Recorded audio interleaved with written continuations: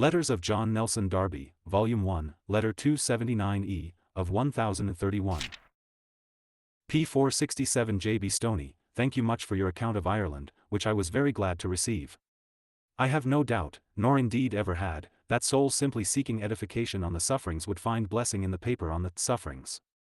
I dread only too great dissecting and explaining them. The truth is, the added explanations clear up everything. Still, it is all right to meet any minds who have difficulties. I am thankful, too, that in the main the brethren have stood in the pressure that came.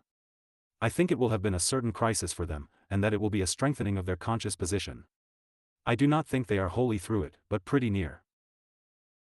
I fear multiplying papers on the subject, but as many have been anxious I have written a kind of introduction and notes to add when a new edition comes out.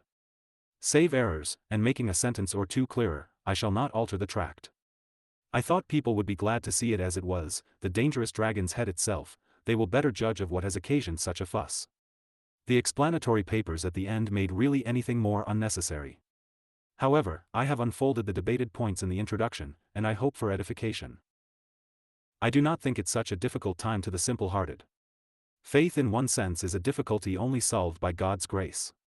It is a difficult time if we seek to mingle the world church and the path of faith, but the path of faith itself is always the same, and the Word to guide and the Lord to give strength. It may be an evil time, the day's evil, but that is not a difficult time. It was an evil time when the blessed Lord was born, but I do not know that the Simeons, the Annas and Marys and Elizabeths found it a difficult time. Such will be sorrowful times, and they require the patience which separates the precious from the vile, but following the Word is always simple for the simple, and humble, and always happy, because the Lord will be with us. I mourn with all my heart over poor D. and H. I trust they may be restored, but they have committed themselves terribly, and it will cost them much, but the Lord is gracious. I have nothing more particular to tell you of these parts.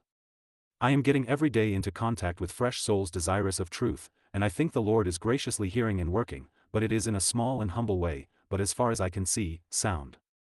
We are clear of all the heretical movements, broken off from the worldly bodies, a difficulty we had to deal with. The neutrals throw themselves unhesitatingly into all this, and go along with it. This makes the path clearer. I have not written much lately, indeed, nothing but my new notes on the Bible. Brethren must not overwrite themselves, better to have what is right, good and fresh, than a quantity. I am not aware that I have written more than what God has given me for others' use when He has done so. If laid by old age, I might have more of this work. I am in my 67th year. Peace be with you. The Lord keep us very humble and waiting upon Him. New York, November 29, 1866.